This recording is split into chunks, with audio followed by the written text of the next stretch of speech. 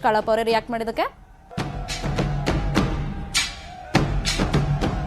ರಾಜ್ಯದ 14 ಕ್ಷೇತ್ರಗಳಲ್ಲಿ ಭರ್ಜರಿಯಾಗಿ ಮತದಾನ ಆಗ್ತಾ ಇದೆ. ಇನ್ನೇನು ಕೆಲವೇ ಗಂಟೆಗಳು ಬಾಕಿ ಉಳಿದಿರೋದು ಮತದಾನಕ್ಕಾಗಿ. ಮಧ್ಯಾಹ್ನ 3 ಗಂಟೆ ತನಕ 50% ಮತದಾನ ಆಗಿದೆ ಅನ್ನೋ ಮಾಹಿತಿ ಲಭ್ಯವಾಗಿದೆ. ಯಾಕಂದ್ರೆ ಒಂದ್ ಕಡೆ ಬಿಸಿಲಿದೆ, ಬಿಸಿಲಿಗೂ ಕೂಡ ಜಗ್ಗದೆ ಮತದಾರರು ತಮ್ಮ ಹಕ್ಕನ್ನ ಚಲಾವಣೆ ಮಾಡ್ತಾ ಇದ್ದಾರೆ.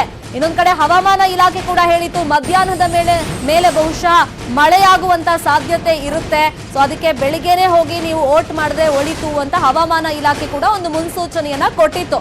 ಸೊ ಆದ್ರೂ ಕೂಡ ಜನ ಮಧ್ಯಾಹ್ನ 3 ಗಂಟೆ ತನಕ ಯಾವ ರೀತಿ ಮತ ಚಲಾವಣೆ ಮಾಡಿದ್ದಾರೆ ಅಂತ ಶೇಕಡವಾರು ಇದೀಗ ಲಭ್ಯವಾಗ್ತಾ ಇದೆ. 50% ಇದೀಗ ವೋಟಿಂಗ್ ಆಗಿದೆ. ಮಧ್ಯಾಹ್ನ 3 ಗಂಟೆ ತನಕ ಸಿಕ್ಕಿರುವಂತ ಒಂದು ವೋಟಿಂಗ್ ಪರ್ಸೆಂಟೇಜ್ ಇದು. ಕರಾವಳಿ ಭಾಗದಲ್ಲಿ ಜನರಿಂದ ಮತದಾನಕ್ಕೆ ಉತ್ತಮ ಪ್ರತಿಕ್ರಿಯೆ ವ್ಯಕ್ತವಾಗ್ತಾ ಇದೆ.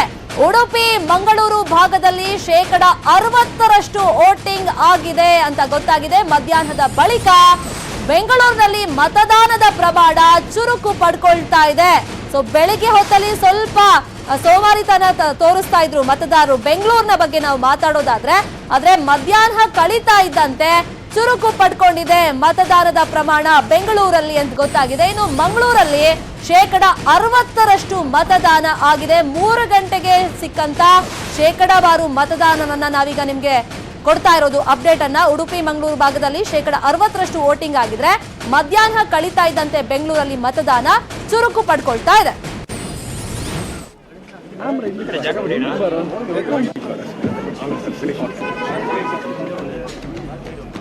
ಇನ್ನು ಮತದಾನ ಅಂದ್ರೆ ಅದು ಪ್ರತಿಯೊಬ್ಬ ಪ್ರಜೆಯ ಹಕ್ಕಾಗಿರುತ್ತೆ. ದೇಶಾದ್ಯಂತ ಇವತ್ತು 2ನೇ ಹಂತದಲ್ಲಿ, ನಮ್ಮ ರಾಜ್ಯದಲ್ಲಿ 1ನೇ ಹಂತದಲ್ಲಿ ಮತದಾನ ನಡೀತಾ ಇರೋದ್ರಿಂದ ಸೊ ಯಾವ ರೀತಿ ಸೆಲೆಬ್ರಿಟಿಗಳು ತಮ್ಮ ಹಕ್ಕನ್ನ ಕರ್ತವ್ಯವನ್ನ ಮೆರೆದಿದ್ದಾರೆ ಅನ್ನೋದನ್ನ ನಾವು ಸ್ಕ್ರೀನ್ ಮೇಲೆ ಗಮನಿಸ್ತಾ ಇದ್ದೀವಿ. ದರ್ಶನ್, ಯಶ್ ಅಂತೂ ಈ ಬಾರಿ ಸಾಕಷ್ಟು ಸುದ್ದಿಯಲ್ಲಿದ್ರು, ಹೈಪ್ ಅನ್ನ ಪಡ್ಕೊಂಡಿದ್ರು. ಯಾಕಂದ್ರೆ ಮಂಡ್ಯದಲ್ಲಿ ಪ್ರಚಾರ ಮಾಡೋ ಮುಖಾಂತರವಾಗಿ ಪ್ರತಿನಿತ್ಯ ಮಾಧ್ಯಮದಲ್ಲಿ ಸುದ್ದಿ ಆಗ್ತಾನೆ ಇದ್ರು.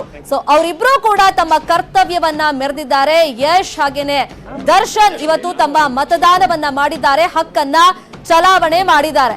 ಸೊ ಯಶ್, ದರ್ಶನ್ ಆದಿಯಾಗಿ ಸ್ಯಾಂಡಲ್ವುಡ್ ನಲ್ಲಿ ಸಾಕಷ್ಟು ನಟ ನಟಿಯರು ಇವತ್ತು ತಮ್ಮ ಹಕ್ಕನ್ನ ಚಲಾವಣೆ ಮಾಡಿದ್ದಾರೆ. ಜೊತೆಗೆ ತಮ್ಮ ಅಭಿಮಾನಿಗಳಿಗೆ, ಮತದಾರರಿಗೆ, ಪ್ರತಿಯೊಬ್ಬ ನಾಗರಿಕರಿಗೆ ವೋಟ್ ಮಾಡಿ ಅಂತ ಒಂದು ಮೆಸೇಜ್ ಅನ್ನ ಕೂಡ ಕೊಟ್ಟಿದ್ದಾರೆ. ಇನ್ನೊಂದು ಕಡೆ ಮಂಡ್ಯದ ಅಖಾಡ ಯಾವ ರೀತಿ ರಂಗೇರಿದೆ, ರಿಸಲ್ಟ್ ಮೇಲೆ ಸಾಕಷ್ಟು ಕುತೂಹಲ ಇದೆ. ಪಕ್ಷೇತರ ಅಭ್ಯರ್ಥಿ ಸುಮಲತಾ ಅವರು ವೋಟ್ ಮಾಡಿದ ಮೇಲೆ ಅದನ್ನ ಕ್ಯಾಮೆರಾಗೆ ಪೋಸ್ ಕೊಡ್ತಾ ಇದ್ದಾರೆ. ಸೊ ಬೇರೆಯವ್ರಿಗೂ ಕೂಡ ವೋಟ್ ಮಾಡಿ ಅನ್ನೋ ಕರೆಯನ್ನ ಕೂಡ ಕೊಟ್ಟಿದ್ದಾರೆ.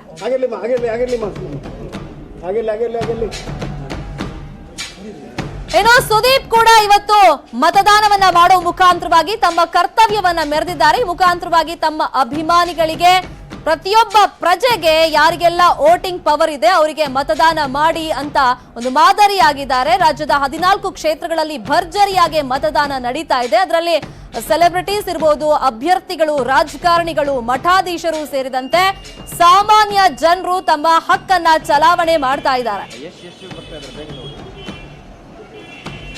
ಸೊ ಮಂಡ್ಯ ನೆನಪಾಗ್ತಾ ಇದೆ ಈ ಸ್ಕ್ರೀನ್ ಮೇಲೆ ಈ ವಿಜುವಲ್ಸ್ ಅನ್ನ ಗಮನಿಸಿದಾಗ. ಯಾಕಂದ್ರೆ ಸುಮಲತಾ ಅವರಿಗೆ ಬೆನ್ನೆಲುಬಾಗಿ ದರ್ಶನ್ ಹಾಗೇನೆ ಯಶ್ ನಿಂತಿದ್ರು.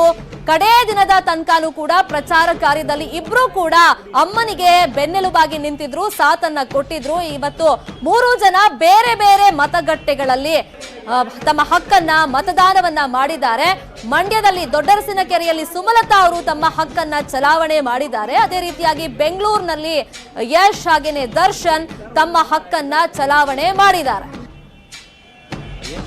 ಇನ್ನೊಂದು ಮುಖ್ಯವಾದ ಅಂಶ ಅಂದ್ರೆ ಇಲ್ಲಿ ನಾವು ಗಮನಿಸಬಹುದು, ಮತದಾನ ಮಾಡುವಂತ ಟೈಮ್ ನಲ್ಲಿ ಸರತಿ ಸಾಲಲ್ಲಿ ನಿಂತು, ಅದು ಸೆಲೆಬ್ರಿಟಿ ಆಗಿರ್ಬೋದು, ರಾಜಕಾರಣಿಗಳಾಗಿರ್ಬೋದು, ಅಭ್ಯರ್ಥಿಗಳು, ಮಿನಿಸ್ಟರ್ಗಳು, ಮಠಾಧೀಶರು ಎಲ್ಲರೂ ಕೂಡ ಸಾಮಾನ್ಯ ಪ್ರಜೆಗಳಂತೆ ಬಂದು ಸಾಮಾನ್ಯರಂತೆ ಸರತಿ ಸಾಲಲ್ಲಿ ನಿಂತು ತಮ್ಮ ಹಕ್ಕನ್ನ ಚಲಾವಣೆ ಮಾಡ್ತಾ ಇದ್ದಾರೆ.